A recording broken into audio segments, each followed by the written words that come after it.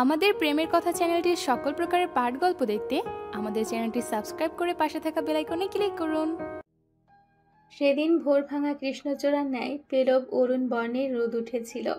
সমীরের উদাসীন হাওয়ায় আকাশ সম্বন্ধীয় রঙের ফাঁকে ফাঁকে উকি দিয়ে জেগে উঠছিল সূর্যদেব। দিবাকরের প্রথম কিরণমালা জেগে বসতেই দুষ্টুর মুখ দেখালো স্বর্ণবর্ণের চেয়েও মসৃণ, অপ্রতুল, স্নিগ্ধের চেয়েও পবিত্র। ফজরের আজান দিয়েছে, তখন ঘণ্টাখানেক পার হয়েছে। নামাজ পড়ে পৌষের ঠান্ডায় কাঁপতে কাঁপতে জমে যাওয়ার উপক্রম। দুষ্টু আধা ঘন্টা থেকে নির্বিকার দাঁড়িয়ে। দৃশ্যপটের একপাশে দৈবাত্য দেখা গেল নীড়ের আগমন। সে ধীর পায়ে এগিয়ে আসছে। খোলা জায়গার প্রান্তরে ছোট্ট পুকুরের ধার ঘেঁষে দাঁড়িয়ে থাকা স্থির দুষ্টু নড়ে চড়ে উঠল। ভীষণ শান্ত এবং পাষণ্ড স্বরে বলে উঠল, কি চাই? নীড় থমকে গেল। নিস্তব্ধ ভাঙা কর্কশ স্বরে মেজাজ খারাপ হলো। খসখসে গলায় বলল, কি চাইবো? কিচ্ছু চাই না। তবে এখানে কি? নীড় পুকুরের পাশ ঘেঁষে দাঁড়ায়। ছোট্ট নুড়ি নিয়ে ফেলতে ফেলতে বলে, আসা বারণ নাকি? এখানে আসার অধিকার একমাত্র তোমার আছে। তা বলিনি, তবে এখন থেকে আমি যেখানে থাকবো সেখানে তোমার আসা অবশ্যই বারণ। আগে তো ছিল না দুষ্টু। নীড় পেছন ফিরে তাকিয়ে বলল, স্থির নয়নে, অস্থির চিত্তে, শীতল কণ্ঠে, কেমনতর যেন সব, অগোছালো, অবিন্যস্ত, বিশৃঙ্খল। দুষ্টু চোখ সরিয়ে নেয়। নীড় বলে, ঠান্ডার শব্দ অনেক দূর অবধি যায়, হালকা প্রতিধ্বনি হয়ে আবার ফিরে আসে। বুকে ধাক্কা লাগে, শরীর কেঁপে ওঠে। এই ধরনীতে বিদ্যমান যা, তা সবে কি নশ্বর? দুষ্টু হালকা আওয়াজে প্রশ্ন করল, হঠাৎ এই প্রশ্ন? আর কোনোভাবেই মিল হবার নয়। পথের দ্বার সবগুলোই বন্ধ। দুষ্টু চাইল, চোখে চোখ পড়ল। চার চোখে ক্ষণিকের জন্য বনাবনি হলো। মিনিট দুয়েক গড়ালো। দুষ্টু স্মিত তাচ্ছিল্য হেসে বলল, যা চলে যায় তা পিছু ডেকে জোর করে ফিরিয়ে নিয়ে আনার দরকার কি? তোমার আমার ইচ্ছেতে কিছু হয় না তো নীর। তবুও কি? তুমি চাও না? দুষ্টু ঠোঁট প্রসারিত করে হাসল। মুক্তোর ন্যায় ঝকঝকে শুভ্র দাঁতে সোনালি কিরণ ঝিলিক দিয়ে উঠল। সে বলল, অতিরিক্ত প্রত্যাশা জীবনে হতাশা ডেকে আনে, জানো তো? নীড় ভ্রু কুঁচকায়। তার মানে? মানে বোঝার মতো এতটাও অবুঝ বোধ হয় তুমি নও। তোমার দিক থেকে ব্যাখ্যা শুনতে চাইছি। আমি চাই না আর নীর, আমার জীবন থেকে যা কিছু চলে যাক না কেন, তা আর আমি কখনোই ফিরে পেতে চাই না। দুষ্টু। নীরের কণ্ঠ থেকে ছিটকে বেরোলো শব্দটা। দুষ্টু চোখ বন্ধ করে, হা করে দু একটা বড় নিঃশ্বাস ফেলে। বাতাসের সাথে নিঃশ্বাসের ধোঁয়ার সংমিশ্রণ ঘটে। সে বলে, নীর, কিছু কথা বলি, একটু মনোযোগ দিয়ে শোনো প্লিজ। নীর উত্তর দেয় না। দুষ্টু হতাশ শ্বাস ফেলে বলল, নীর বড় বড় চোখ করে অবাক হয়ে তাকায়। অসম্ভব, কক্ষনো না। না, আমি সেই ভালোবাসার কথা বলিনি। বোন হিসেবে, বন্ধু হিসেবে তো যত্ন করেছো, আদর করেছো, ভালোবেসেছো নাকি? হ্যাঁ তো। তবে কেন তাকে স্ত্রী হিসেবে ভালোবাসতে পারছো না? নীর তাকায়, কেমন গরম লাল চোখ তার। দুষ্টু বলে, আমি প্রেমিকা হিসেবে ভালোবাসতে বলছি না, স্ত্রী হিসেবে ভালোবাসতে বলছি।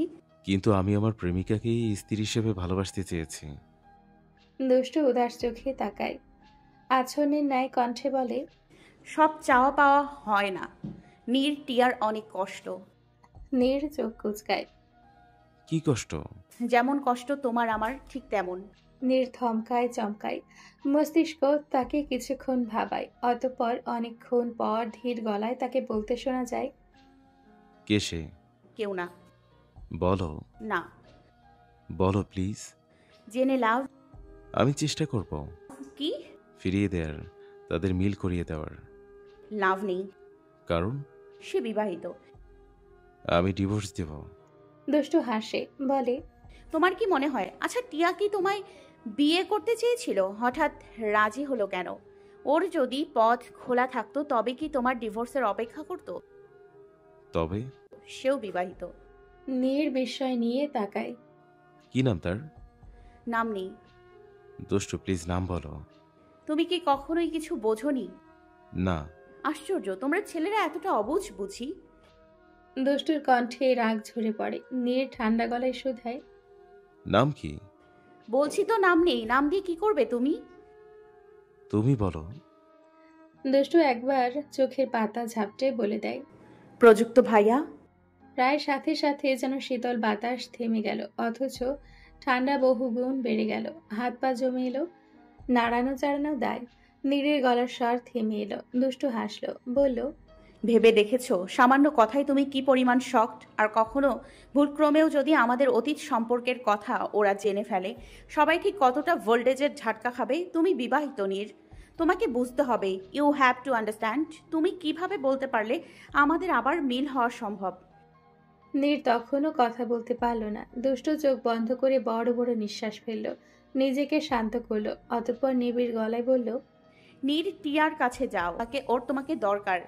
ও বাচ্চা মানুষ, ওর ভালোবাসাটা অত গভীর নয়, কিন্তু চোখের সামনে ভালোবাসার অবুঝ মানুষটাকে অন্য কারোর সাথে দেখাটা ওর পক্ষে কঠিন হয়ে দাঁড়িয়েছে। ওই ওই ক্ষতটা খুব গভীর। নীর চোখ তুলে তাকায়। শুভ্র চোখের চারিপাশটায় লাল বর্ণের ন্যায় রগগুলো ভেসে উঠেছে। তার কষ্ট হচ্ছে, কিন্তু বুঝতে পারছে না। ভীষণ আক্রোশে যন্ত্রণা হচ্ছে, কিন্তু অনুধাবন করতে পারছে না, দেখাতে পারছে না, কাউকে বোঝাতে পারছে না। সে বলল গমগমে আওয়াজে। আমি এখন কি করব? দুষ্টু স্থির পূর্ণ দৃষ্টিতে তাকালো। আমি জানি বিয়েটা জেদে করেছো, কিন্তু মেয়েটার জীবন তোমার হাতে। তুমি চাইলে ওর বেরঙগুলো রঙিন করে দিতে পারো। পারি। অবশ্যই। তবে কেন পারছি না? কারণ চেষ্টাই করছো না। তাই? হুম। তবে কেন আমার রঙগুলো রঙিন করতে পারছি না? আমি বহুবার চেষ্টা করছি তো দুষ্টু, কেন পারছি না? সমাধান আছে তোমার কাছে? দুষ্টু নিষ্প্রাণ চোখে চাইল। নেই। কেউ নিজের জীবন নিজ হাতে রাঙাতে পারে না, অথচ অন্যের জীবন রাঙিয়ে দিতে যায়। তুমি চেষ্টা করো নীর, এর মাঝেই তোমার জীবনের লাল রংটা হয়তো খুঁজে পাবে। নীর অস্থির কণ্ঠে বলে ওঠে। কিভাবে চেষ্টা করব? কিভাবে?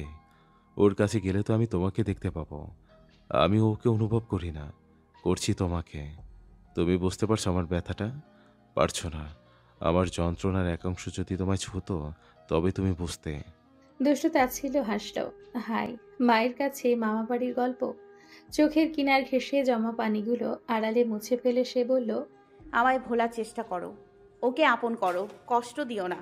ওর ছোট্ট হৃদয়টা এত কষ্ট বইতে পারছে না। নীর চোখ বন্ধ করে, মেয়েদের মতো ঠোঁট কামড়ে ধরে। মিনিট পাঁচেক চুপচাপ হয়ে থাকার পর ক্রমাগত মাথা নাড়িয়ে বলে, আমি পারবো না, পারবো না। কিভাবে পারবো আমি? সম্ভব না। সম্ভব না।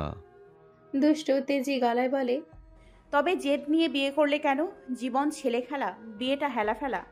নীর তাকালো, স্মিত কণ্ঠে বলল, তুমিও তো তাই করছো, ডিভোর্স দিচ্ছ। বিয়েটা তো আর ছেলে খেলা নয়। আমার ভাইটাকে কেন কষ্ট দিবে? দুষ্টু চট করে দৃষ্টি সরালো, অপরাধের ন্যায় বলল, তোমার ভাই কষ্ট পাবে না, তার একজন গোপনী রয়েছে। তুমি তোমার দিক থেকে চেষ্টা করো, দেখবে টিয়া কিছুদিনের মাঝেই সব ভুলে যাবে। নীর হাসলো, হাত দিয়ে নাক ঘষে দু কদম পা বাড়ালো। দুষ্টু চেয়ে রইল। মিনিট কতক পেরোলো না, নীর আবার ফিরে এলো দুষ্টুর কাছে, একদম কাছে। হালকা আওয়াজে ধীর কণ্ঠে ভীষণ ক্লেশের সহিত বলে উঠল, তোমাকে বলতে আমার কষ্ট হবে দুষ্টু, এমন কষ্ট যা কোনোদিন কোনো পুরুষ পায়নি, কোনো নারীকে তা স্পর্শ করেনি। দুষ্টুর পলক পড়তে না পড়তেই মানুষটা কুয়াশার ধূম্র জালে আড়ালে হারিয়ে গেল, মিশে গেল, ঝাপসা দেখালো সব। সকাল তখন প্রায় 7:30 বাজে। পুকুর পাড়ে দুষ্টু ঠিক সেভাবেই দাঁড়িয়েছিল। পেছন থেকে কে যেন হঠাৎ তাকে স্পর্শ করলো। সে চমকে ঘাড় ফেরালো। অপ্রস্তুত হেসে বুকে হাত রেখে স্বস্তির নিঃশ্বাস ফেলে বলল, ও আপনি? প্রচ্ছদ অবাক হয়ে কাঁদ না যায়। হ্যাঁ আমি। আর কারো আসার কথা ছিল নাকি? পুকুর পাড়ে কি করছে এত সকালে? কিছু না, কখন উঠলেন? ফ্রেশ হয়েছেন? হুম। কিছুক্ষণ চুপ থাকার পর প্রচ্ছদ ভ্রুকুচকে জিজ্ঞেস করলো। ঘুম হয়নি রাতে? দুষ্টু ভীত চোখে তাকায়, বলে, কেন হঠাৎ এমন মনে হলো? কাল আমার সাথে থাকতে হলো যে। দুষ্টু পুনরায় স্বস্তির নিঃশ্বাস ফেলে। না, ঘুমিয়েছি, সমস্যা হয়নি, মাঝে কোলবালিশ ছিল তো। হুম, এই কয়েকদিন কষ্ট করতে হবে। গ্রামের বাড়ি, বুঝতেই পারছো, তার উপর শীত, মেঝেতে থাকতে পারবো না। সরি। দুষ্টু বাম্ভ্র উঁচিয়ে বলে, জি, আমি বুঝতে পেরেছি। কথাটা বলে দুষ্টু চুপ হয়ে গেল। প্রচ্ছদ মিনিট পাঁচেক অযথা স্তব্ধ নয়নে ওই পেলব কোমল মসৃণ মুখে চেয়ে রইল। এরপর সহসা বলে উঠল। আপনি আমার দেখা পৃথিবীর শ্রেষ্ঠ স্বার্থপর মানুষ। দুষ্টু পুনরায় চমকে উঠল, ঘাড় ঘুরিয়ে বিস্ময় নিয়ে তাকালো। কি করলো লোকটা? এভাবে বলল কেন? হঠাৎ আপনিতেই বা নামা হলো কেন? এই লোকের মতিগতি বোঝা এতটা দায় কেন? রাগে তার চোখ জ্বলে জ্বলে উঠল। তেজি স্বরে বলল। স্বার্থপরের সাথে আবার কথা বলতে এসেছেন কেন? প্রচ্ছদ কাঁধ ঝাঁকায়। ভালো লাগে তাই। কেন ভালো লাগে? অবশ্যই বলতে হবে। আপনার কথার আগামাথা আমি কিচ্ছু বুঝতে পারি না। করি, অবশ্যই করি। আচ্ছা করি না, আপনি বলুন ভালো লাগে কেন? প্রচ্ছদ দু কদম এগিয়ে যায়। ভালো লাগে কারণ। দুষ্টু ভ্রু কুঁচকায়। কারণ? প্রচ্ছদ আরো দু কদম এগিয়ে যায় দুষ্টু সন্নিকটে, একদম তার নিঃশ্বাস ঘেঁষে। হাতের ডান সাইডের পুকুর থেকে ধোয়ার মতো পানি বাষ্প হচ্ছে, কুয়াশা পড়ছে। প্রচ্ছদ মুচকি হেসে শরীর শিরশিরে কণ্ঠে বলে। কারণ তুমি মানে আদর, একরাশ মুগ্ধতা। তুমি মানে তুমি আমার এক নিদারুণ যন্ত্রণা। আহ, প্রেমলতা। শীতে দুপুরে বার্তাহীন বৃষ্টি নামলো। দিনভর ঝুম বৃষ্টি হলো। শুষ্ক আবহাওয়া বর্ষণের আবরণে সিক্ত হলো। ওরা সবাই ভিজল। নিঝুম শব্দে মুখরিত হলো আকাশ, জমিন, পাতাল। ভেজা শরীরে নিজের জন্য বরাদ্দকৃত ঘরটায় যেতে না যেতেই প্রজেক্টর দেখা মিলল। শ্রেয়সী ঠকঠক করে কাঁপতে কাঁপতে ভ্রু কুঁচকে তাকালো। কাল রাতে যদিও তাদের একসাথে থাকা হয়নি, কিন্তু ঘরটা তাদের দুজনের জন্যই ছেড়ে দেওয়া হয়েছিল। সিক্ত শ্রেয়সীকে দেখে প্রযুক্ত বেশ কিছু মুহূর্তের জন্য স্তব্ধ হয়ে গেল। ধীর পায়ে এগিয়ে গেল মন্ত্রমুগ্ধের ন্যায়। শ্রেয়সী পেছালো এক পা, দু পা, কয়েক পা। এরপর খপ করে তার হাতটা ধরে ফেলা হলো। সে চমকে উঠল, অপ্রস্তুত হেসে বলল। কি কাণ্ড দেখুন, ভরা শীতে বৃষ্টি। প্রযুক্ত উত্তর দিল না। শ্রেয়সী আবারও বোকার মতো হেসে বলল। জানেন টিয়া মেয়েটার সাথে থেকে স্বস্তি আছে। একটা কথাও বলে না, চুপ মেরে এক কাত হয়ে শুয়ে ঘুমিয়ে যায়। আজ রাতেও আমি টিয়ার সাথে থাকবো, ঠিক আছে? না, ঠিক নাই। শ্রেয়সী বোকা বনে গেল। অবুঝের ন্যায় ঠোঁট নাড়িয়ে বলল। হ্যাঁ। প্রযুক্ত ওর ভেজা মসৃণ পাতলা কোমর জড়িয়ে ধরে। ঠোঁট চেপে চেপে ধীর কণ্ঠে বলে। আজ আমরা আলাদা থাকবো না। শ্রেয়সী অবাক হয়ে চেয়ে রইল। প্রযুক্ত বলল। বিয়ে করেছি কি নিটের সাথে থাকার জন্য? শ্রেয়সী পাত্তাহীন কণ্ঠে বলে উঠল। আহ, ছাড়ুন তো, চেঞ্জ করে আসুন, ঠান্ডা লেগে যাবে। সাথে আমাকেও চেঞ্জ করতে দিন। আমি করিয়ে দেব। প্রযুক্ত নেশালো কণ্ঠ।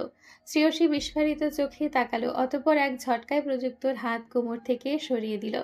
প্রযুক্ত আবার গেল, পেছন থেকে জড়িয়ে ধরল। ভেজা ঘাড়ে তপ্ত নিঃশ্বাসে শ্রেয়সীর শ্বাস ভারী হয়ে উঠল। প্রযুক্ত কাঁধে নাক ঘষে কেমন বাচ্চামো গলায় বলে উঠল। কেন এমন করছেন? শ্রেয়সী কাঁপা কাঁপা স্বরে ভীত চোখে চেয়ে বলল। এমনটা কথা ছিল না। আমাদের কথা ছিল পারিবারিকভাবে বিয়ে হওয়ার পর আমরা একসাথে থাকবো। আপনি ভুলে গেছেন? না, ভুলিনি। তবে? তবে কি? সরুন প্লিজ, নিজের কথার খেলাপ করছেন। প্রযুক্ত আগের মতোই বলল। করছি না। করছেন। না, আমি এমন কোনো কথা আপনাকে দেইনি। আপনি আমাকে ছাড়ুন, আপনি নিজের মধ্যে নেই, হুঁশে আসুন প্লিজ, এটা কিন্তু ঠিক না। শ্রেয়সী কণ্ঠ কান্নার ন্যায় কেঁপে উঠল। প্রযুক্ত মুখ তুলে চাইল, পেছন থেকে হাত দুটো আলগা করে দিল। ছাড়া পেতে শ্রেয়সী দু কদম এগিয়ে গেল। প্রযুক্ত মিনিট দুয়েক সময় নিল। এরপর শ্রেয়সীর দু কাঁধে হাত রেখে ওকে পেছন দিকে ফিরিয়ে সিরিয়াস ভঙ্গিতে বলল। আপনি তো আমার প্রেমিকা নন। শ্রেয়সী তাকায়, ঠান্ডা গলায় বলে। প্রযুক্ত আমি মেন্টালি প্রিপেয়ার্ড না। I need some time, you have to understand. Shreyasi, শুনুন। প্রযুক্তকে মাঝপথে থামিয়ে দিয়ে শ্রেয়সী বলল অনুতপ্ত হয়ে। আমি জানি আমি আপনার হক নষ্ট করছি, আপনার অধিকার থেকে বঞ্চিত করছি। আপনি আমাকে মাফ করুন, একটা মাস অন্তত ধৈর্য ধরুন প্লিজ। প্রযুক্তর উত্তর নেই। শূন্যের কোনো কোঠায় যেন তাকিয়ে থাকে এক দৃষ্টিতে। শ্রেয়সী এগিয়ে এলো, শক্ত করে জড়িয়ে ধরল। ভেজা কালো শার্টের ওপর হালকা চঞ্চুরি স্পর্শ দিয়ে নতমুখে বলল। রাগ করে থাকবেন না আমার উপর। আমি আপনাকে ভালোবাসি, অনেক বাজেভাবে ভালোবাসি। এতটা ভালো কবে বাসলাম টের পেয়েছিলেন? প্রযুক্ত হালকা হাসল। শ্রেয়সীর মাথার ওপর হাত রেখে বলল। আমি আপনাকে আমাদের ভালোবাসার থেকেও বেশি ভালোবাসি। আপনি টের পেয়েছিলেন? পাননি? আমিও পাইনি। আদতে টের পাওয়া যায় না। যদি যেত তবে ভালোবাসাও মাপা যেত। শ্রেয়সী আরো শক্ত করে জড়িয়ে ধরল। প্রযুক্ত চাপা গলায় বলল, ভেজা কাপড় ছেড়ে আসুন জলদি। টিনের ঘরের মাটির মেঝেতে শীতল পাটি বিছিয়ে গোল করে বসে আছে সবাই। দরজা গলিয়ে ঝুম বৃষ্টি নিঝুম শান্ত দৃষ্টিতে অবলোকন করে যাচ্ছিল দুষ্ট। প্রচ্ছদ বার দুয়েক ডাকলো, তবুও নজর ফিরল না, উত্তর এলো না। দুষ্টু, কণ্ঠ খানিকটা উঁচুতে তুলে আরেকবার ডাকতেই দুষ্ট বিরক্তি নিয়ে বলল, মরেছে? প্রচ্ছদ ভ্রু কুঁচকালো। দুষ্টুর দিকে মাথা খানিকটা হেলিয়ে কণ্ঠ খাদে নামিয়ে সতর্কে বলল, সত্যি নাকি? হ্যাঁ, কবর দেবেন। এত কথা বলেন কেন আপনি, বাচাল? হোয়াট? প্রচ্ছদের কণ্ঠে অবাকতা ঝরে ঝরে পড়ে। কাট কাট গলায় শুধায়, আমি বেশি কথা বলি সিরিয়াসলি? দুষ্ট অন্যদিকে তাকালো। বিরক্ত করবেন না, আমার মন ভালো না।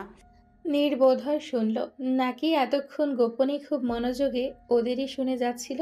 ও বলল আকস্মিক, বাবির বোধহয় বৃষ্টি দেখে মন খারাপ হয়েছে। এই মন খারাপের সময় আমার একটা গান শুনলে মন ভালো হতে পারে। কিভাবে শুনবেন নাকি? নীরের স্বাভাবিক কথা, ঠোঁটে দুষ্ট মিষ্টি হাসি। এমনভাবে কথাগুলো কানে লাগলো যেন ভাবি দেবরের কত জন্মে দুষ্টুমির সুন্দর স্বাভাবিক সম্পর্ক তাদের। দুষ্ট অবাক হলো, খানিকটা চমকালো। বৃষ্টি দেখলে যে তার অযথায় মন খারাপ হয় তা কেউ না জানলেও নীর শ্রেয়সী খুব ভালো মতোই জানত। সে ভ্রু উপরে তুলে পূর্ণ দৃষ্টিতে তাকাতেই টের পেল আদতে নীরের ঠোঁটে দুষ্ট মিষ্টি হাসি না, কেমন যেন তুচ্ছ তাচ্ছিল্য বিদ্রুপাত্মক হাসি, যা কেবলই দুষ্টুর জন্য। কপালে ভাঁজ ফেলে দুষ্ট নীরের অভিনয়ী কথাবার্তায় তাল মেলালো অনিচ্ছায়। শোনাও। নীরের ক্রোর মিশ্রিত হাসি কি খানিকটা প্রসারিত হলো, নাকি মিলিয়ে গেল?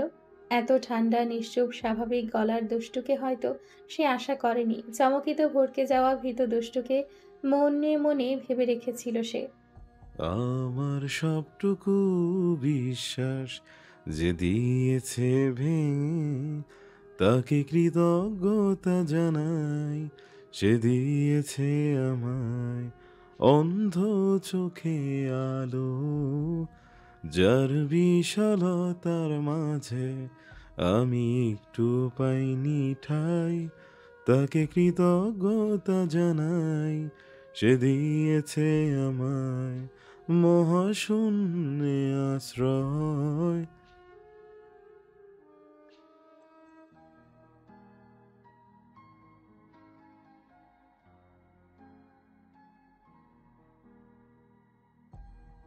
দুষ্টু চমকে উঠল, সারা শরীর কাজ ভেঙে যাওয়ার মতোই ঝনঝন করে উঠল।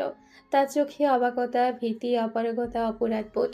কানে বারংবার বেজে উঠল ওই একটা লাইনই। তার প্রতি আমার তীব্র ঘৃণা। সে বিশ্বাস ভেঙেছে, একজন নয় দুইজন নয়, একে একে সবার বিশ্বাস সে ভেঙেছে, ভাঙছে। অনিচ্ছাবশত হয়তো ভবিষ্যতেও ভাঙবে। তার কোমল মুখখানা অসহায় হয়ে উঠল। নীরের হৃদয় বোধ হয় তা দেখে ক্ষান্ত হলো। শান্ত কণ্ঠে গান থামালো।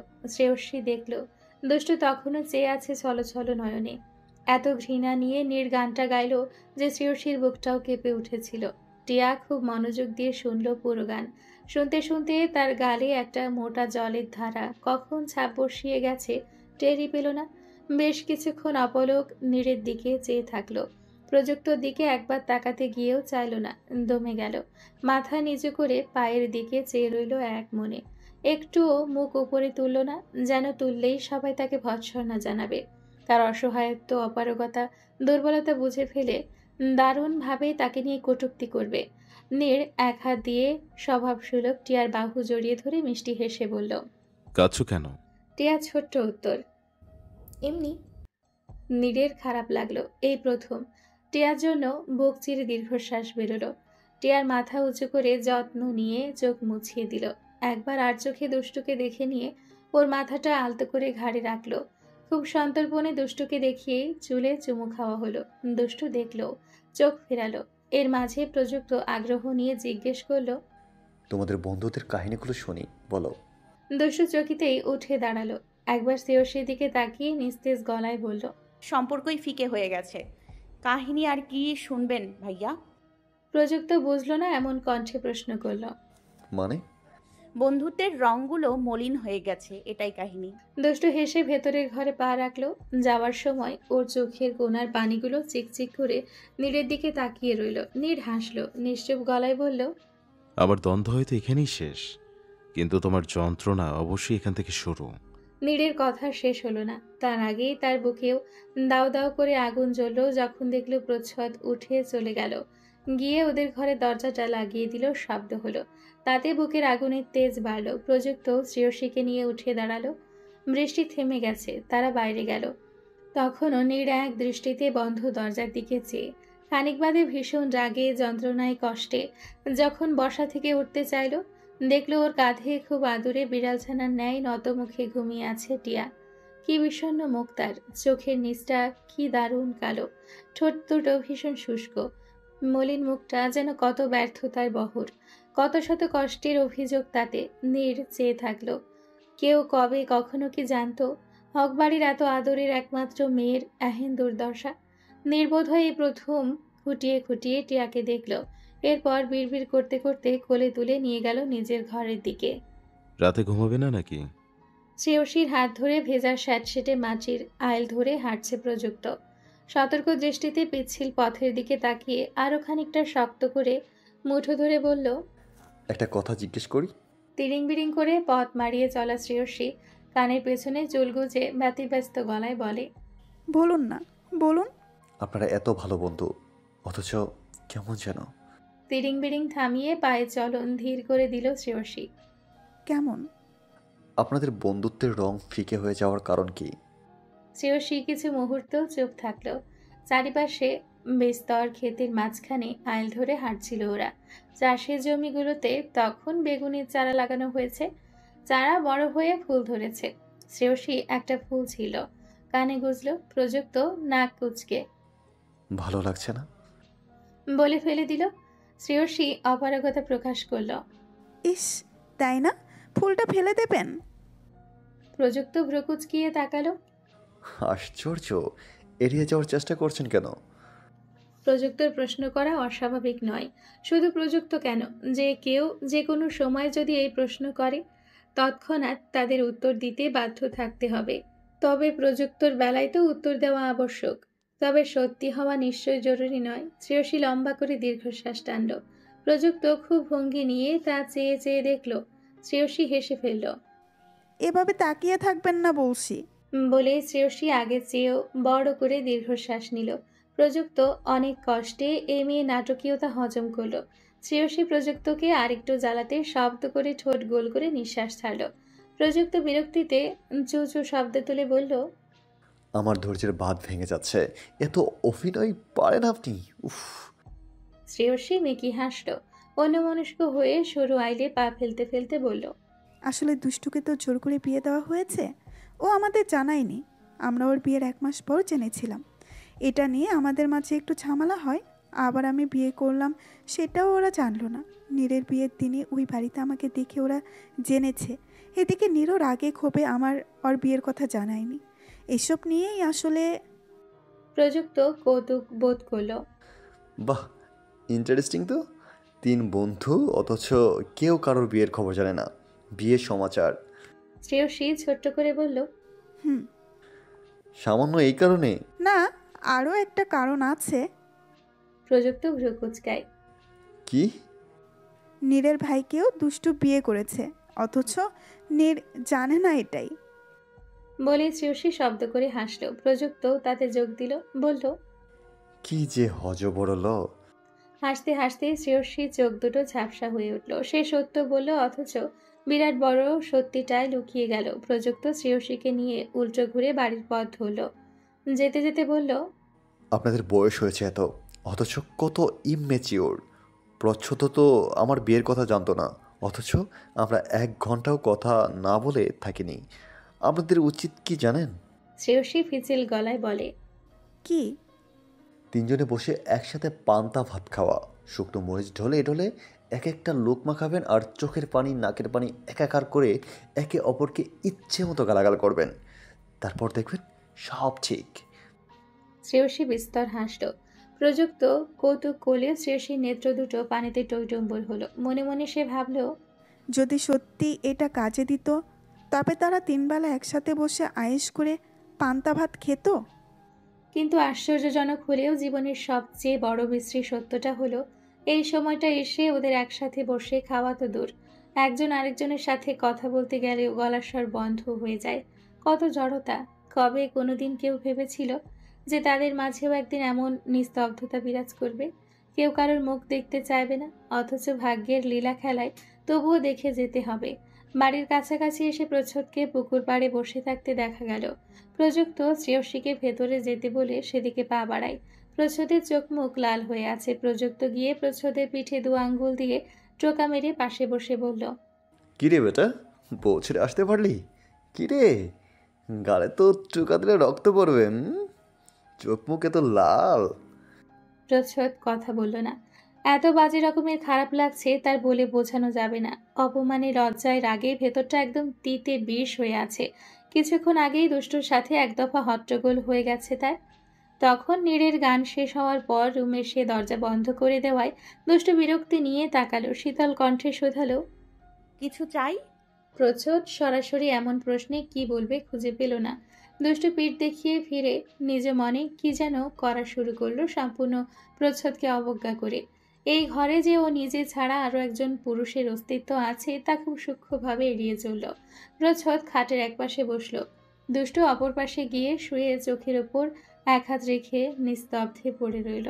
মিনিট কতক পর প্রচ্ছদ একবার জিজ্ঞেস করলো, তোমার কি শরীর খারাপ লাগছে?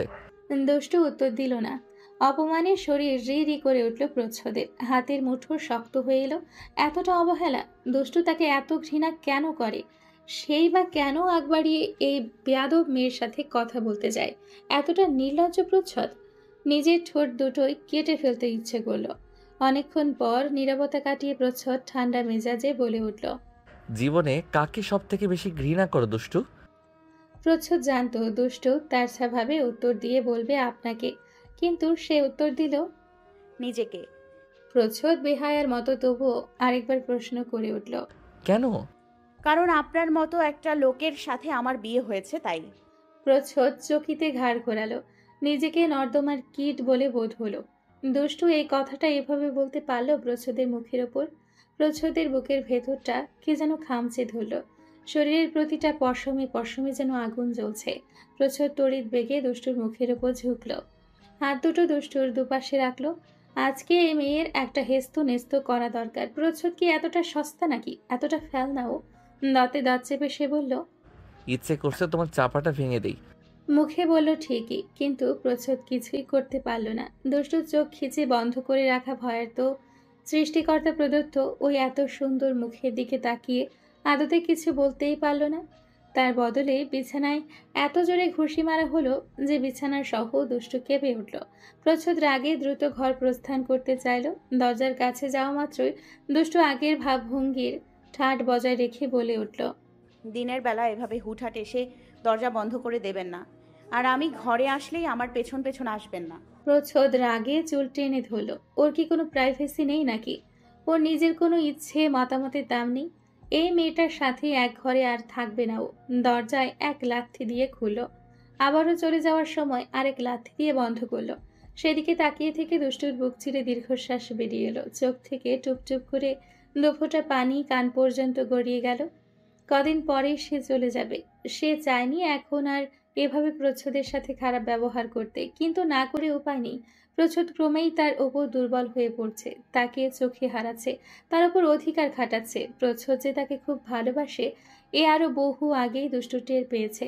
এটুকু বোঝার মতন বয়স তার হয়েছে। প্রচ্ছদের ওই গোপনী সন্ধানী যে একমাত্র সে, এটুকুই অনুভব করার মতো বোধ বুদ্ধি দুষ্টু নামক নারীটির মাঝে রয়েছে। কিন্তু কিছু করার নেই। দুষ্টুই বোধ হয় প্রশ্রয় দিল। দুষ্টুর ক্রমাগত প্রেগন্যান্সি টেস্ট করানোর ডেট পিছিয়ে দেওয়ায় প্রচ্ছদ হয়তো অন্য কিছু স্বপ্ন বুনছে, যার জেল্লা ওর চোখে মুখে হরহামেশাই দেখতে পাওয়া যাচ্ছে। এতে দুষ্টুর বুকটা মুচড়ে ওঠে। আর কতবার তার জন্য এক একজন পুরুষ ঠকবে? এত নিকৃষ্ট সে। নিজের প্রতি বড্ড ঘৃণা হয় আজকাল, বড্ড। প্রযুক্ত প্রচ্ছদের থেকে সব শুনে হালকা আওয়াজে বলল, এখন এসব নিয়ে কষ্ট পেয়ে কি আদৌ লাভ আছে প্রচ্ছদ? তুই নিজে যেন আগুনে ঝাঁপ দিয়েছিস। প্রচ্ছদ কেমন অপ্রকৃতিস্থের ন্যায় তাকালো। ধরা গলায় বলল, ও আমাকে ভালোবাসে না কেন প্রযুক্ত? আমি কি সুদর্শন নই? প্রচ্ছদের এমন অসহায়ত্বের বাণীর কাছে প্রযুক্ত কোনো উত্তর পেল না। ফ্যাল করে দেখে গেল চিরচেনা বাইরে ঠাট বজায় রেখে চলা বন্ধুর করুণ স্বর। একটু ভালোবাসার ভিক্ষা পাওয়ার জন্য আর্তনাদ। একটু। ও আমার বাজে অভ্যাস হয়ে দাঁড়িয়েছে। আমি তো মানতেই পারছি না এসব। প্রযুক্ত ভীষণ খারাপ লাগলো। প্রচ্ছদের কাঁধে এক হাত রেখে পুকুরের স্থির পানির দিকে তাকিয়ে বলল, সেই কলেজ থেকে এই মেয়েটার পেছনে ঘুরছিস, কেন এত ভালোবাসিস? প্রচ্ছদ হাঁটুতে মুখ ঠেকিয়ে বসেছিল, সেভাবেই বলল, তুই কেন শ্রেয়সীকে এত ভালোবাসিস? আমার আর তোর মধ্যে বিশাল ফারাক। আমি যদি জানতাম শ্রেয়সী অন্য কাউকে ভালোবাসে, আমি ওকে জোর করে আমার করতে চাইতাম না কখনো। কিন্তু আমি চাই, জোর করেই হোক যেভাবে হোক। আমি ভীষণ স্বার্থপর। ও যাকে ইচ্ছা তাকে ভালোবাসুক, আমি ওকে ভালোবাসি, এটাই মুখ্য। প্রযুক্ত অসহায় যোগে চাইল, এই যে প্রচ্ছদ এত ভালোবাসে, যদি সত্যি ডিভোর্সটা হয়ে যায় তাহলে ছেলেটা বাঁচবে কেমন করে? প্রচ্ছদ আবার বলল, ওকে ছাড়া ইদানিং আমার দম বন্ধ লাগে। এক সেকেন্ড চোখের আড়াল হলে মনে হয় আমি নিঃস্ব হয়ে গেছি, আমি পাগল হয়ে যাচ্ছি। হাজারবার অপমান করা সত্ত্বেও আমি ওর কথাই ভাবছি, ওর কাছেই ফিরে যাচ্ছি। আগের মতো জেদ ধরে বসে থাকছি না, ওর উপর রাগও দেখাতে পারছি না। কি যেন এক মন্ত্র বলে পুরো আমাকে বলহীন করে চলেছে এই মেয়ে। প্রযুক্ত ভীষণ ভাবুক গলায় বলল। তুই ওকে ডিভোর্স দিবি কিভাবে? প্রচ্ছদ উন্মাদের মতো মাথা দুপাশে নাড়িয়ে বলে, দেব না, কখনো দেব না। একটা বুদ্ধি দেই। প্রচ্ছদ কৌতূহল চোখে তাকালো। প্রযুক্ত অনেক ভেবে সময় নিয়ে চোখে তারায় আশার আলো জ্বালিয়ে বলল, তোরা ইন্টিমেট হ। কয়েক মিনিট প্রচ্ছদ বোধ বুদ্ধিহীন ফাঁকা মস্তিষ্কে চেয়ে রইল। এরপর ভীষণ ভীষণ অবাক গলায় বলল, কি বলতাছস? ইন্টিমেট হব মানে? ও আমার থেকে ডিভোর্স চাইছে। প্রযুক্ত ডিভোর্স? শেষের কথাটা হালকা জোরেই বলল প্রচ্ছদ। প্রযুক্ত গা ছাড়া ভাবে বলল, জোর করবি? আশ্চর্যের উচ্চ সীমানায় পৌঁছে প্রচ্ছদ শব্দ করে বলে উঠল। হোয়াট? প্রযুক্ত কথা বলে না, বাম গালে জিহ্বা ঠেকিয়ে ভাবুক চোখে বসে থাকে। প্রচ্ছদ দাঁত কিরমির করে উঠল। তোর কি আমাকে কাপুরুষ মনে হয়? এরকম একটা লেইম চিন্তাভাবনা তোর মাথায় এলো কীভাবে? ছি, সেই মনিও। যা এখান থেকে। এত রিয়েক্ট করতেছিস কেন? হাজব্যান্ড ওয়াইফ তোরা। তুই শ্রেয়সীর সাথে জোর করে ইন্টিমেট হয়েছিস এখনো? প্রচ্ছদের দৃঢ় গলায় বলা আকস্মিক প্রশ্নে আর কোনো কথা বলল না প্রযুক্ত। পেছনে হাত ঠেকিয়ে দীর্ঘশ্বাস ফেলে দুই বন্ধু আকাশের দিকে চেয়ে রইল। দুষ্টুর মতো মেয়েকে এসব দিয়ে আদৌ কখনো আটকে রাখা যায়? যাবে কি? রাত ৩টে, বাহিরে ঝুম বৃষ্টি। টিনের চালে বৃষ্টির টুপুর টাপুর শব্দ, কাঠের জানালায় বৃষ্টির ছটা বাড়ি খাচ্ছে। এই ভর বৃষ্টিতে মধ্যরাতে একটি লজ্জার অঘটন ঘটে গিয়েছে। দুষ্টুর হিসু পেয়েছে। এদিকে কলপার বাইরে ঘরের সাথে অ্যাডজাস্ট বাথরুম নেই। দুষ্টু জানালা হালকা ফাঁক করে বাইরে তাকালো। ঘুটঘুটে অন্ধকার। পেট চেপে 10 মিনিট অপেক্ষা করলো সে। বৃষ্টির গতি একটু কমলো। দুষ্টু ওর পাশেই প্রচ্ছদের দিকে তাকায়। তখনের পরে প্রচ্ছদ আর ওর সাথে কথা বলেনি। দুষ্টু প্রচ্ছদকে ডাকলো বার কয়েক। এরপর হালকা হাতে গোতা দিল। প্রচ্ছদ একটু নড়ে চড়ে ওঠে। দুষ্টু মৃদু স্বরে ডাকলো, একটু একটু উঠুন না। প্রচ্ছদ উঠে বসে ঘুম ঘুম চোখে তাকালো, চোখ কসলালো। এরপর গম্ভীর মুখে দুষ্টুর দিকে প্রশ্নবোধক চোখ দুটো নিবদ্ধ করলো। মুখে কথা বলল না। দুষ্টু অসহায় গলায় ঠোঁট উল্টে বলল, আমি ওয়াশরুমে যাব। প্রচ্ছদ একভ্রু উঁচু করে তাকায়, যার অর্থ তো তাতে কি করতে পারে? কোলে করে নিয়ে যাবে? দুষ্টু আরো খানিকটা ঠোঁট উল্টে জানালা খুলে বাইরে দেখিয়ে বলল, দেখুন কত অন্ধকার, আমার সাথে চলুন। প্রচ্ছদ ডোন্ট কেয়ার ভাব নিয়ে যেই আবার শুতে যাবে, দুষ্টু প্রচ্ছদের মাথার পেছনে হাত দিয়ে আটকে দিয়ে বলল, আমি এত খারাপ, উঠুন না প্লিজ। প্রচ্ছদ অতি ঠান্ডা গলায় বলে। Say sorry first. দুষ্টু চোখ ছোট ছোট করে চাইল। রিভেন্স? ইয়া। খারাপ লোক বলবো না। প্রচ্ছদ এবার শটান হয়ে একটানে কম্বল মুড়ি দিয়ে শিরা মস্তক ঢেকে আরাম করে নাক ডাকলো। দুষ্টু রাগে নাক ফুলিয়ে বলল, ফাইন, সরি। প্রচ্ছদ কম্বলের নিচ থেকে বলে, ওয়ান মোর টাইম। দুষ্টু কঠিন দৃষ্টিতে তাকালো, কিন্তু লাভ হলো না। এই মুহূর্তেই বেয়াদব লোকের কথা মেনে নেওয়া ছাড়া উপায় নেই। পেট ফেটে যাচ্ছে। সরি। সেই ইট অ্যাগেইন। দুষ্টু চিল্লিয়ে উঠল এবার। আমি কয়বার বলবো ফালতু লোক, উঠবেন নাকি? প্রচ্ছদের বিস্তর হাসি পেল। উঠে বসে ফোনের টর্চ জ্বালালো। কারেন্ট নেই। ঘরের এক কোণে দোয়াত মৃদু আলো ছড়াচ্ছে। সেই আলোতে প্রচ্ছদের ঘুম ভাঙা হাস্যজ্জ্বল মুখটা ভারী সুন্দর দেখাচ্ছিল। দুষ্টু খানিকক্ষণ নিঃশব্দে তাকিয়ে দেখল। প্রচ্ছদ নেমে দাঁড়িয়ে চপল পায়ে দিয়ে বলল। নজর লাগবে আমার। দুষ্টু নেমে দাঁড়িয়ে বিড়বিড় করলো। বেহায় লোক কোথাকার। বাড়ির বাইরে সে পিচ্ছিল কর্দমাক্ত মাটি, শীতের ঠান্ডা পবন, সাথে জটলা পাকা ঘন অন্ধকার দেখে দুষ্টুর শরীর কেঁপে কেঁপে উঠল। আকাশে মৃদু মৃদু গর্জন হচ্ছে। দুষ্টু অসতর্কতা বশতই প্রচ্ছদের বাহু দুহাত দিয়ে পেঁচিয়ে ধরল। প্রচ্ছদ সেদিকে তাকিয়ে আস্তে আস্তে কদম ফেলল। দুষ্টু একবার পিছলে যেতে নিল। প্রচ্ছদ দুষ্টুর হাতের উপর হাত রেখে শক্ত করে ধরে সতর্কে পা ফেলল। তার ভীষণ ভালো লাগছে, ভীষণ। সারাদিনের এত এত দুঃখ কষ্টগুলো কর্পূরের মতো মিলিয়ে যেতে থাকলো বৃষ্টির ছটা হিমশীতল হাওয়ায়। দুষ্টু দোয়া পড়তে পড়তে যাচ্ছিল। ফিসফিস করে প্রচ্ছদকে বলে উঠল। চলুন আমরা কালকে চলে যাই এখান থেকে। প্রচ্ছদ মৃদু হেসে বলে। না। হ্যাঁ। না। দুষ্টু শুনল না। প্রচ্ছদের হাত ধরে এগিয়ে গেল। প্রচ্ছদ দুষ্টুর দিকে এক পলক তাকিয়ে আকাশের দিকে চোখ নিবদ্ধ করলো। আকাশকে মনের বুলি ব্যক্ত করলো গোপনে।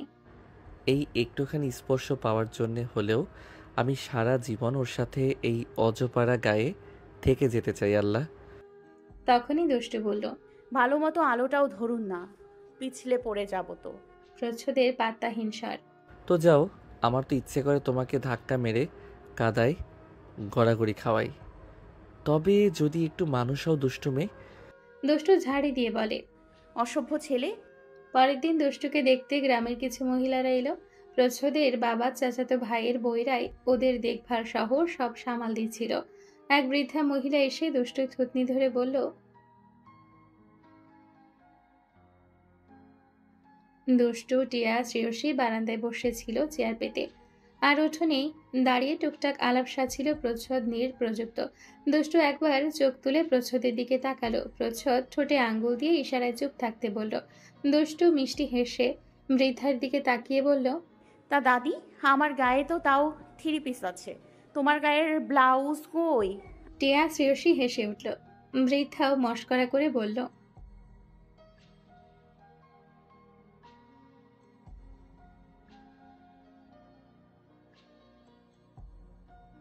দুষ্টু লজ্জায় লাল হয়ে গেল। মাথা নিচু করে জিহ্বায় কামড় দিল।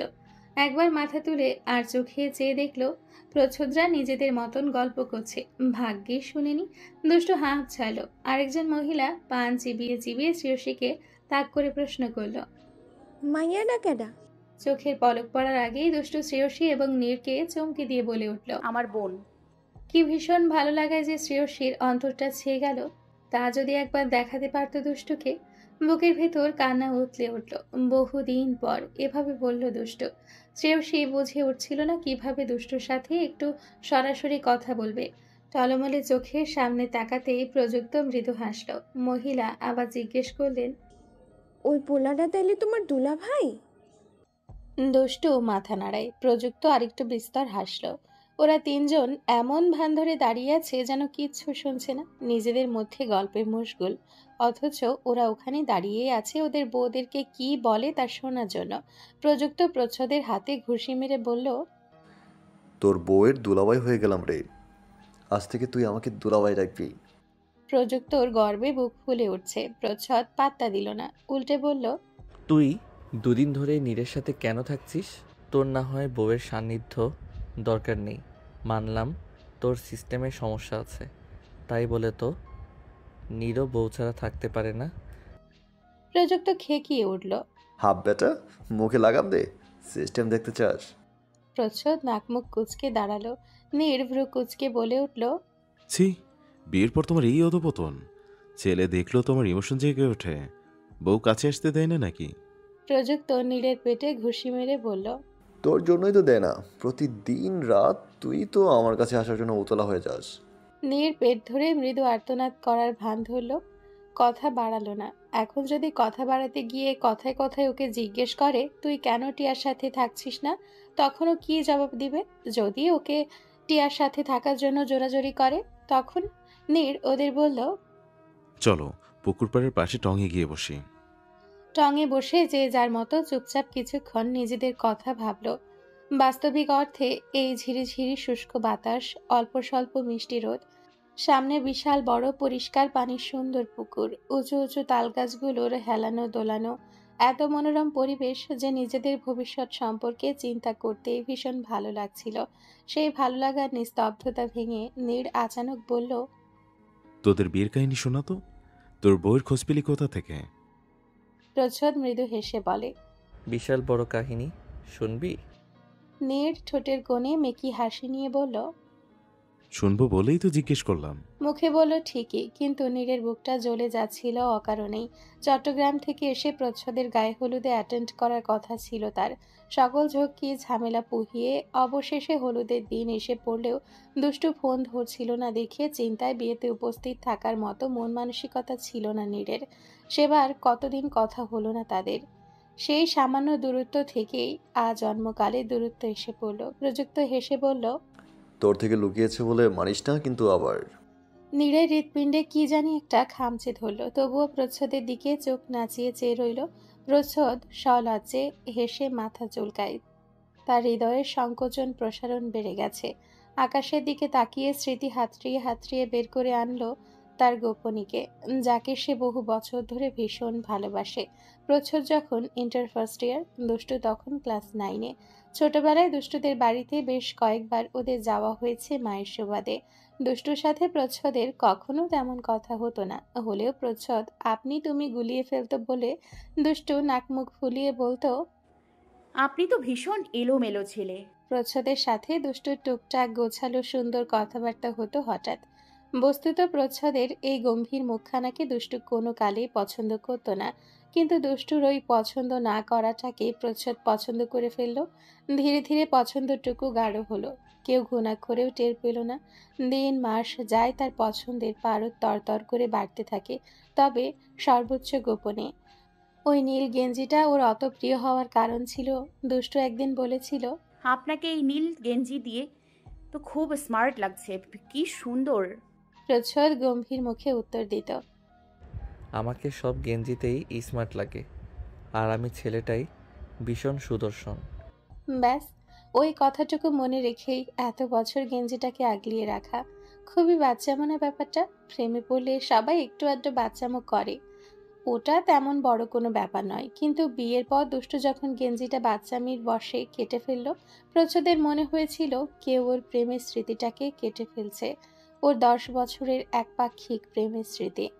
নীরের শরীর অসাড় হয়ে যাচ্ছে, মুখে কোনো রানী, তবুও শুনে চলল। 2 বছরের জন্য স্কলারশিপ নিয়ে প্রচ্ছদ বাইরে গেল পড়তে। ফিরে এসে শুনে দুষ্টু রিলেশনশিপে আছে। ওর পুরো দুনিয়াটা ভেঙে চুরমার হয়ে যেন গুড়িয়ে পড়ল। মানতে পারছিল না দুষ্টু প্রচ্ছদকে ছাড়া কোনো অন্য কাউকে ভালোবাসে। প্রচ্ছদের মা কিভাবে যেন বুঝে ফেললেন। মাথায় হাত রেখে একদিন জিজ্ঞেস করতেই প্রচ্ছদ হাও মাও করে কান্নায় ভেঙে পড়ল। বুঝ হওয়ার পর এই প্রথম মাকে শক্ত করে জড়িয়ে ধরে বলল, ওকে এনে দাও, আমি মরে যাব প্লিজ। আম্মু এনে দাও, আমার দমটা বন্ধ হয়ে আসছে। অসম্ভব, ওই ঘরে একটা মেয়ে দিয়ে আমি এত অপমানিত হলাম। বিয়ের আসরে আমার ছেলেকে প্রত্যাখ্যান করে পালিয়ে গেল, আমার ছোট মেয়েকে যেচে গিয়ে নিয়ে আসবো, তাও এত কিছু শোনার পর। নীরের বুকে দহন বাড়ছে। এত কিছু, অথচ ও কিচ্ছু জানে না। অবাকতায় চোখ কোটর থেকে বের হওয়া জোগাড়। প্রচ্ছদ যদি কখনো তাকে একবার বলতো, ইস, 7 বছর আগে দৃষ্টির সাথে অর্জনের বিয়ের সময় নীর উপস্থিত ছিল ঠিকই, কিন্তু সেখানে দুষ্টু ছিল না। ও দৃষ্টিকে দেখেছে, কিন্তু দুষ্টুকে দেখেনি, কারণ তখন দৃষ্টির পালিয়ে যাওয়া তোড়জোড়ে মুখ্য ভূমিকা পালন করছিল বিধায় বিয়ে বাড়ির কোথাও ওকে দেখা যায়নি তেমন। ও দৃষ্টির পালিয়ে যাওয়ার সব বন্দোবস্তে ব্যস্ত ছিল। ইভেন দুষ্টুর সাথে সম্পর্ক থাকাকালীনও দুষ্টু ওর ফ্যামিলি সম্পর্কে তেমন কিছুই বলতো না। আদতে বলবে কি? 3 সদস্যের পরিবার। বোনের সাথে বাবা মা যোগাযোগ নেই, কারণ পছন্দের মানুষকে বিয়ে করেছে। ব্যাস এটুকুই। নাম জিজ্ঞেস করার চিন্তা যেমন কখনো মাথায় আসেনি, তেমন কোনো রকম প্রয়োজনও বোধ করেনি। ও তো দুষ্টুতেই সীমাবদ্ধ ছিল। একটা মিষ্টি দুষ্টু মেয়ে হলেই তার চলত। ওই মেয়েটি আশেপাশে থাকলে তো দিন দুনিয়ার হুঁশ ওর কোনো কালেই রইত না। নীর জড়ীভূত কণ্ঠে বলে উঠল। আমাকে কখনো কেন কিছু বলিসনি? প্রচ্ছদ হেসে বলে, আরে পাগল, কেউ কিচ্ছু জানতো না তো এক্সেপ্ট মি। প্রযুক্ত জানে আরও বহু পরে, যখন আমি বিদেশ থেকে আসি, যখন আমার অবস্থা খুবই খারাপ। আসলে এসব বলার মতো কথা নয়, বাট আই উইশ যদি তোকে বলতাম, কিন্তু আমি তো জানতাম না তুই 1 ইয়ার ড্রপ দিয়েছিস। বস্তুত নীর দুষ্টু আর শ্রেয়সীর থেকে 1 ইয়ার সিনিয়র।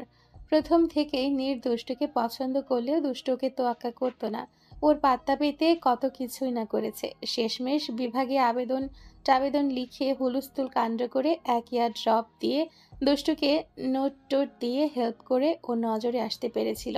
সে কত কসরত করতে হয়েছিল নীরকে। সত্যি যদি প্রসাদ ওকে বলে রাখতো, তবে এত বড় বড় কষ্টগুলো ওদের কখনো আষ্টে পৃষ্ঠে অক্টোপাসের মতো জড়িয়ে নিত না।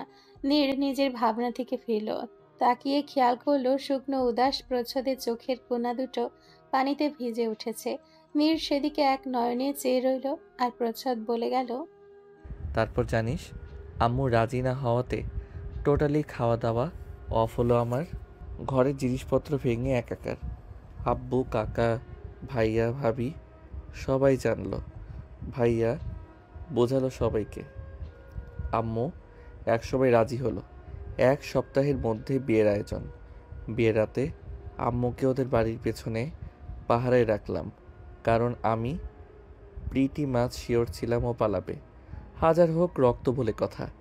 এবং তাই হলো। স্টেশন থেকে ধরে নিয়ে আসলো আম্মু। এরপর ফোন করে আমাকে কত কথা যে শোনালো, তার কোনো ইয়ত্তা নেই। তারপর বিয়ে হলো। বিয়ের রাতেই ও ডিভোর্স চাইলো। কুল কিনারা না পেয়ে আমিও হ্যাঁ বললাম। এর মধ্যে একদিন শুনলাম ওর সেই বয়ফ্রেন্ডের সাথে সম্পর্ক নষ্ট হয়ে গেছে। আমার মনের ঘুটঘুটে অন্ধকার গুহার ভেতর একটা মস্ত বড় চাঁদ যেন এক ফালি সরু কিরণ ফেলল। আশার রশ্মি খুঁজে পেলাম। এই তো তারপর থেকে ক্রমেই ওর প্রতি দিনকে দিন আরও বেশি দুর্বল হয়ে পড়লাম। প্রচ্ছদ থামল। নীরের শ্বাস প্রশ্বাস বন্ধ হয়ে এলো। কত বছর ধরে ভালোবাসে প্রচ্ছদ। নীর যদি জানতে পারতো একটাবার, শুধু একটাবার, কোনো মন্ত্র বলেও যদি প্রচ্ছদের গোপনীর খোঁজ পেত। তার অত প্রিয় ভাইটার সবচেয়ে অপ্রিয় মানুষটা সে। নীরের বুক চিরে দীর্ঘশ্বাস বেরিয়ে এলো। প্রচ্ছদের কাঁধে হাত রেখে মৃদু স্বরে মনের অনিচ্ছায় প্রশ্নটা করে বসল। প্রচণ্ড ভালোবাসিস না? প্রচণ্ড। ওকে আমি কখনো ছেড়ে দিতে পারবো না রে। ও আমার পৃথিবী, আমার আকাশের সূর্য, আমার হৃদস্পন্দন। আমি কেমন করে বাঁচবো ওকে ছাড়া? ওর জন্য আমি গোটা বিশ্বের সাথে যুদ্ধ করতে পারি, কিন্তু ওকে পাওয়ার জন্য ওর সাথে কিভাবে যুদ্ধ করব? এত অবুঝ কেন? ওই মেয়ে থেকে গেলে কি হয়? আমি ওকে অনেক ভালোবাসবো। একটা পিঁপড়াকেও কখনো কামড়াতে দেব না। কেন আমায় একটু ভালোবাসে না? একটুখানি পছন্দ করুক না। প্রচ্ছদের চোখ লাল হয়ে উঠল। নীরের চোখ ছলছল করল প্রচ্ছদের আর্তনাদে। এতটা যন্ত্রণা পেয়ে যাচ্ছে প্রচ্ছদ। নীলের বুকে মোচড় দিয়ে ওঠে। না জেনে শুনে এত বড় কষ্টটা দিতে পারল প্রাণপ্রিয় ভাইকে। আচ্ছা, কখনো যদি ঘুণাক্ষরেও প্রচ্ছদ জানতে পারে নীরের সাথে দুষ্টুর সম্পর্কের কথা, তবে কি হতো? প্রচ্ছদ কি নিজের দাবি ছেড়ে দিত? তখনও বাঁচত কেমন করে? নীরের বুক দ্রুত ওঠানামা করছে। ও মন প্রাণ দিয়ে চাইল ওর ভাইটার কষ্ট কমে যাক, ও আর কোনোদিন কষ্ট না পাক। প্রচ্ছদের জীবনের সব ভালো হোক, ওর ভাগের ভালোগুলো তার ভাগে ঠাঁই পাক। সে বুঝে গেছে প্রচ্ছদের বেপরোয়া ভালোবাসার কাছে তার হাল ছেড়ে দেওয়া ভালোবাসা ঠুনকো মলিন। পথে ধুলো উড়িয়ে রাস্তার সাথে 4 চাকার ঘর্ষণে বড় গাড়িটা এসে থামলো হক বাড়ির সামনে। দুষ্টু একটা লম্বা নিঃশ্বাস টেনে সবার আগে নেমে চটপট পায়ে ভেতরে গেল। কি দম বন্ধকর পরিবেশের মধ্যে ছিল এই 2-3 দিন। ঘরে সে বারংবার বিড়বিড় করে বলে গেল, ওর সাথে যেন আর কখনো আমার দেখা না হয়। প্রচ্ছদ লাগেজ নিয়ে রুমে পা রাখতেই দুষ্টু বলে উঠল, চলুন প্রেগন্যান্সি টেস্ট করাতে যাব। রিপোর্ট নিয়ে আজকেই কোর্টে যাবেন আপনি। ঘড়িতে তখন দুপুর 12টা বাজে। প্রচ্ছদের চোয়াল শক্ত হয়ে এলো। লাগেজ ঘরে ঢুকিয়ে নিজের জামা কাপড় নিয়ে গোসলে গেল। মিনিট 10 পরে গোসল থেকে বের হওয়ার সাথে সাথে দুষ্টু কপাল কুঁচকে বলল, শুনেছেন আপনি? তোমার এই এক ঘ্যানোর ঘ্যানোর আর ভালো লাগছে না আমার। এত বিরক্তিকর মেয়ে কেন তুমি?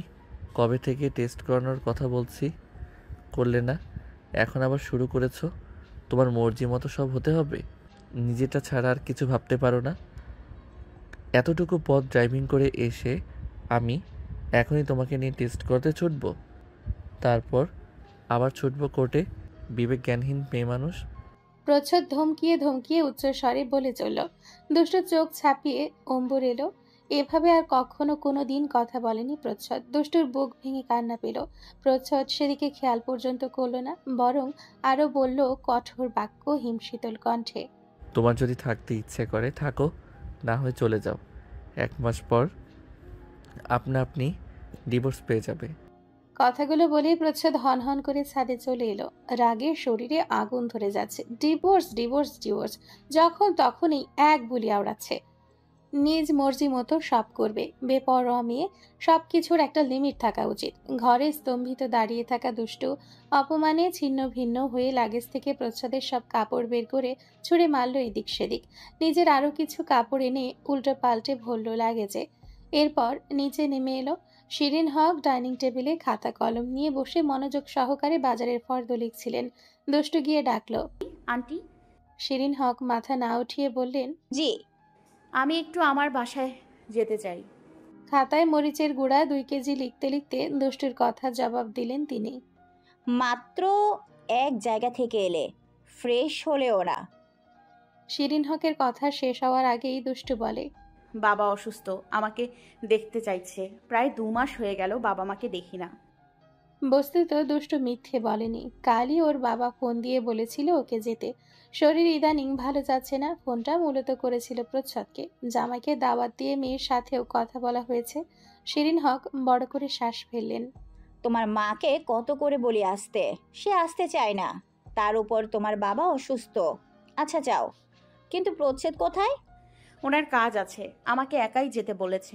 দুষ্টু চটপটে উত্তর। শিরিন হক ভ্রুকুচকে গালে জিভ ঠেকিয়ে কিছুক্ষণ ভেবে নিজ আন্দাজ করে বললেন, আচ্ছা যাও, এখনই যাবে? হ্যাঁ। দাঁড়াও 2 মিনিট, টাকাটা নিয়ে আসি। যাওয়ার সময় তোমার বাবা মার জন্য কেনাকাটা করে যেও। লাগবে না আন্টি? লাগবে, দাঁড়াও 2 মিনিট। শিরিন হক নিজের ঘরের দিকে পা বাড়ালেন। কম কসরতে শিরিন হককে রাজি করাতে পেরে দুষ্টু হাঁপ ছেড়ে বাঁচল। এ বাড়িতে আর কখনো আসবে না ও। এই ওর শেষক্ষণ। নিজ ঘরে যাওয়ার সময় রান্নাঘরে চোখ পড়তেই দেখল ইরা আর নীরা হাতে হাত লাগিয়ে একসাথে কাজ করছে। এই মুহূর্তে এসে ওর চক্ষু চড়ক গাছ। রান্নাঘরে ঢুকে ইরাকে দেখে ওর কান্না পেল। ওর সুন্দরী ভাবিটাকে আর দেখা হবে না। ইরাকে কিছুক্ষণ জড়িয়ে ধরে থাকলো। নীরা দুষ্টুর দিকে তাকিয়ে মিষ্টি করে হাসলো। দুষ্টুর হজম হলো না। অবাকতার সহিত নীরাকে বলল, স্বপ্ন। নীরা শব্দ করে হেসে বলে, যাও, এরকম করো না। দুষ্টু হাসলো। রান্নাঘরের কেবিনেটের ওপর আকাশ বসে আছে। নাক দিয়ে সর্দি পড়ছে। নীরা নিজের আঁচল দিয়ে সর্দি মুছে দিল। যা এই প্রথম ঘটল বলে বোধ হলো দুষ্টুর। ও মুগ্ধ চোখে চেয়ে রয়। ইস, তারও তো একটা নিজস্ব আকাশ থাকার বয়স হয়েছে। আফসোস, তার নিজস্ব আকাশটা হয়তো কোনো দিন তার কোলে আসবে না। এই শীতের মাঝেও ঠান্ডা বাতাসে হাফ হাতা গেঞ্জি গায়ে ছাদে বসেছিল প্রচ্ছদ। আজ সূর্যের দেখা নেই। ঠান্ডায় বুকে একটু পরপর চাপ দিচ্ছে। ঘণ্টাখানেক পর নিজ ঘরে ফিরে এসে দেখা গেল এদিক সেদিক ছড়িয়ে ছিটিয়ে ওর কাপড় ফেলে রাখা। অমনি নাকের পাটাতন ফুলে উঠল। আজ এই মেয়ের কপালে শনি আছে। প্রচ্ছদ চেঁচিয়ে দুষ্টুকে ডাকে।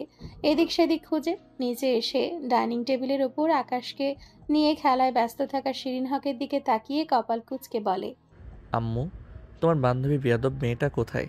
শিরিন হক প্রচ্ছদের দিকে না তাকিয়ে জবাব দিলেন, আমার বান্ধবীর বেয়াদব মেয়েটি মিনিট 20 হলো বাপের বাড়ির উদ্দেশ্যে রওনা দিয়েছে। কথাটা কানে যাওয়া মাত্র প্রচ্ছদ যেন সেখানেই জমে গেল, মাটির সাথে পা আটকে গেল। দুষ্টু চলে গেছে এমনটা তো ভাবেনি। ওর হৃদয়ে কে যেন সূচ ফোটালো। কি আশ্চর্য, এত বাজে রকমের খারাপ লাগছে কেন? বুকটা ধড়ফড় করছে, গলাটা শুকিয়ে কাঠ হয়ে এলো, কি যেন নেই নেই লাগছে, হৃৎপিণ্ড হাহাকারে ছেয়ে যাচ্ছে। কেন তুমি ওকে যেতে বলনি? শিরিন হকের কথার উত্তর না দিয়ে রোবটের মতো ঘরে চলে এলো প্রচ্ছদ। এত পাষাণ দুষ্ট, প্রচ্ছদকে তো কত অপমান করে। কই, প্রচ্ছদ তো কখনো চলে যায় না, ও তো ঘুরে ফিরে সেই নির্দয় দুষ্টুর কাছেই ফিরে আসে। আচ্ছা, দুষ্টু যদি আর না আসে? এইটুকুই ওদের একসাথে থাকার সময় ছিল, এত কম? চোখের পলক ফেলতে না ফেলতেই তো চলে গেল। প্রচ্ছদ মাথা চুল টেনে বসলো বিছানায়। কেন তখন ওভাবে দুষ্টুকে ধমকালো? কেন চলে যেতে বলল? নিজের গালের সপাটে দুটো চড় মারল। প্রচন্ড লাল চোখ দুটো থেকে নির্লজ্জ বেহায়া পানি এক নির্দয় পাষাণ ব্যক্তির জন্য গড়িয়ে আসতে চাইল, অথচ পুরুষদের যখন তখন কাদার নিয়ম নেই। প্রচ্ছদ চোখ মুখ কয়েকবার হাত দিয়ে ঘষে বড় বড় করে নিঃশ্বাস ফেলতে লাগলো। দুপুরে গোসল শেষে টিয়া নামাজ পড়তে বসলো। কোথাও এক ফোঁটা শব্দ নেই, নিস্তব্ধ গুমট পরিবেশ। নীর ঘরে এলো, টিয়াকে দেখেও যেন দেখলো না। ফোনটা একবার চেক করে জামা কাপড় নিয়ে ঘুরে দাঁড়াতে দেখলো সিজদারত টিয়ার পিঠ থেকে থেকে কেঁপে উঠছে। টিয়া বহু সময় নিয়ে সিজদা দিল। নীর দীর্ঘশ্বাস ফেলে যেমন নিশ্চুপে এসেছিল তেমন ভাবেই প্রস্থান করলো। শাওয়ারের নিচে দাঁড়িয়ে নীর অনেকক্ষণ টিয়াকে ভাবলো, জীবনটা কি থেকে কি হয়ে গেল, কত জটিল, কত বিষণ্ণ সব মানুষ। টিয়ার বিমর্ষ মুখখানা দেখলে নীরের দিনটা আরো খারাপ যায়। শাওয়ার শেষে নীর রুম থেকে বেরিয়েই দেখলো ডাইনিং রুমে টেবিলের সাথে লেগে দাঁড়িয়ে টিয়া খাবারগুলোর দিকে তাকিয়ে আছে। এরপর নীরের দিকে অবাক হয়ে তাকিয়ে ধীর গলায় সে প্রশ্ন করলো, তুমি এত কিছু পারো? পারতে হয়। আমি তো পারি না। শিখবে। কষ্ট হয় না রান্না করতে? অভ্যস্ত হয়ে গেছি। সেই বেলার মতো এতটুকুই কথা হয়েছিল তাদের। রাত আনুমানিক 10টার দিকে টিয়া বারান্দার বেতের চেয়ারে পা তুলে গুটিসুটি হয়ে বসেছিল। চারিদিকে রূপালি গাঢ় জ্যোৎস্না। টিয়ার গোটানো ছোট্ট শরীরটা জ্যোৎস্নার আলোতে ঝিলিক দিয়ে চোখে লাগছিল। ভারী সুন্দর দেখাচ্ছিল ওকে তখন। কিন্তু সে সময় আকস্মিক হাওয়ায় ভেসে আসা চিৎকারে টিয়া চমকে উঠল। চেয়ার থেকে এই তো উল্টে যেতে নিচ্ছিল। নীর অগ্নি শর্মা রূপে বারান্দার দরজায় দাঁড়িয়ে গলার স্বর তুঙ্গে উঠিয়ে প্রশ্ন করলো, তোমার রেজাল্ট বেরিয়েছে জানো না তুমি? টিয়া জিভ বের করে আড়ালে কামড় দিল। ওর তো মনেই নেই, অবশ্য মনে থাকার মতো পরিস্থিতিতেও নেই। তাছাড়া এসব ফেজাল্টের ধার ধরেছে কোনো কালে? কিন্তু নীর তো ধারে। টিয়ার ভাবনা চিন্তার মাঝেই নীর গর্জে উঠল। রেজাল্ট কি পেয়েছো জানো? কি? টিয়ার মিনমিনে গলার স্বর।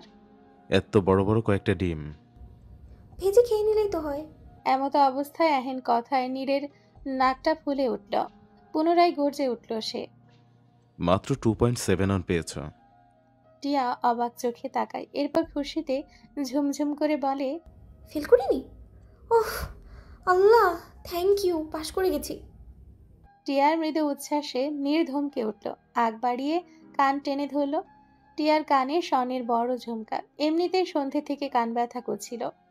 দোল দুটো খুলবে খুলবে করেও খোলা হচ্ছিল না।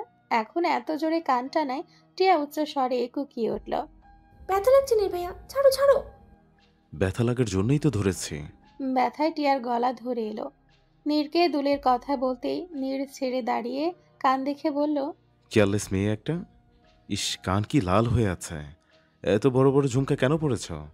না পড়াশোনা পারে, না রান্না পারে, না নিজের যত্ন নিতে পারে। পারেটা কি? শুধু সারাদিন ফ্যান্স ফ্যাস করে কাঁদতে আর উদাস নয়নে সন্ন্যাসীদের মতো ভাবতে। এই, সন্ন্যাসী হয়েছ তুমি? ঘর সংসার নেই? এত কিসের উদাসীনতা এই বয়সে? হ্যাঁ, তারপরে দাঁত ফেলে দেবো একদম। টিয়া ফুপালো। নীর হাত ধরে টেনে ওকে ভেতরে নিয়ে এসে মলম এনে কানে লাগাতে লাগাতে ধমকে উঠল আবারও, একদম ফোপাবে না, তারপর একটাও মাটিতে পড়বে না, ডিরেক্ট কানের 3 আঙ্গুল নিচে। পাশ করেছি এই তো বেশ, এত পয়েন্ট দিয়ে কি করব? ভেজে খাবে ফাসিল। আলমারিতে সার্টিফিকেট তুলে রাখবে, তাও ভালো রেজাল্ট করতে হবে। সমস্যা আছে? টিয়া দ্রুত গতিতে ডানে বামে মাথা নাড়ে। নীর আবার বলল, কাল থেকে রুটিন করে সকাল 7টায় আর রাত 10টায় আমার কাছে পড়তে আসবে তুমি। টিয়া চোখ দুটো মার্বেলের মতো বড় বড় হয়ে গেল। কি? এত সকালে উঠতে পারবো না, 10টায় পড়বো। নীর বিদ্রুপ করে বলে, হ্যাঁ, আমার তো আর কোনো কাজ নেই। তোমার মতো শুয়ে বসে থাকাই তো আমার কাজ। 7টা মিন্স 7টাই। টিয়া গাল ফুলালো। নীর আরো বলে গেল, আমার কাছে রান্না শিখবে, প্রতিদিন নতুন নতুন করে এক্সপেরিমেন্ট করবে। খারাপ হলে হোক, তবুও খাবো। আমার রান্না করতে ভালো লাগে না। টিয়া মুখটা গোমড়া করে বলল, আমি শিখালে ঠিকই ভালো লাগবে। কেন? আমি আদর যত্ন দিয়ে শেখাবো তাই। নীর অন্যমনস্ক গলায় বলেছিল। টিয়া এক মুহূর্তের জন্য নিষ্প্রাণ চোখে তাকালো। কানের ভেতর বলের ন্যায় কথাটি বারংবার ঢপ খেলে গেল। আচম্বিতে বুকের ওপর থেকে একটা উটকো বড় রকমের বিশ্রী পাথর নেমে গেল পাহাড়ের ঢালু বেয়ে। এর বদলে ভীষণ সুন্দর ছোট্ট পানির ফোয়ারা শৈলের সুন্দর গাছগাছালির ভেতর থেকে লুকিয়ে নেমে এলো। টিয়ার মরা মন সতেজ করলো। নীর আরো বলল, আমি দুটো টিউশনি খুঁজে এনে দেবো। নতুন মাস পড়লে টিউশনি করাতে যাবে। টিয়া কপাল কুঁচকে তাকালো। বুকে আড়াআড়ি ভাবে হাত ভাঁজ করে বলল, আমি কাউকে পড়াতে পারি না। আর আমার পড়াতে হবে কেন? আমাকে হেল্প করার জন্য। সংসারে তুমি কন্ট্রিবিউট করবে, আমার একারটা দিয়ে হবে না। টিয়া অসহায় হয়ে পড়ে। নিজের বউকে সকাল 7টায় উঠিয়ে পড়িয়ে রান্না বান্না শিখিয়ে আবার টিউশনিও করাবে। এত কষ্ট দিতে মায়া লাগবে না একটু? নীর হাসল, মৃদু চমৎকার ঠোঁট বন্ধ হাসি। কি ভীষণ সুদর্শন যে তাকে দেখালো। আদতে সে চাইছে তাদের সম্পর্কটা স্বাভাবিক করতে। স্বামী স্ত্রী না হোক, বন্ধু না হোক, আগের মতো সম্পর্ক আবার হোক। নীর আলতো স্বরে বলল, সারাদিন ব্যস্ত থাকলে কষ্টগুলো আর ছোবে না তোমায়, ভালো হবে না? টিয়া চোখ মেলে চাইল, বলহীন গলায় বলল, হবে হয়তো।